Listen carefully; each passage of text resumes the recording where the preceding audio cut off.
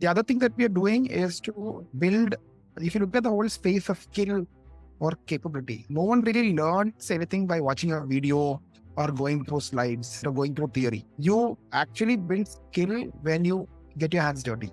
You get a live environment, you make decisions, you get feedback then and there, you get some conceptual clarity from an expert who already has that clarity about how to do that space better. So real skill building is a three-part. It's like a three-part iteration. You practice, you get feedback, you get clarity. You practice, you get feedback, you get clarity. Now, this approach has been completely missed by the entire learning world, whether it's in school, college, corporate learning.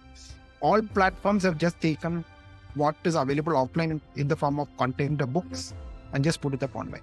And that's the reason why all these platforms are really ineffective, right? Because they don't really build skill. What they do is to transfer knowledge to people. And if you're a corporate learner, you get some more knowledge when you go for a course. And when you come back to work is where reality again hits. And that is where you actually learn to build the skill, right? And that's your problem, right? No one's really helping you with it, right?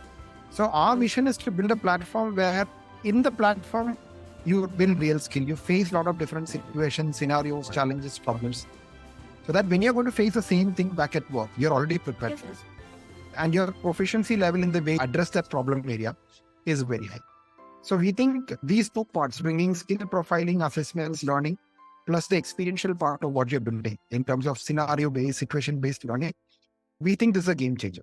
And this is the vision that we are really working on.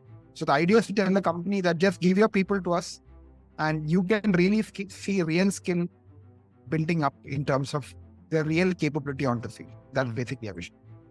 Yeah, thank you for adding that. I think that's very aligned with one of my biggest learnings around leadership is that leadership is pretty much like learning to bike.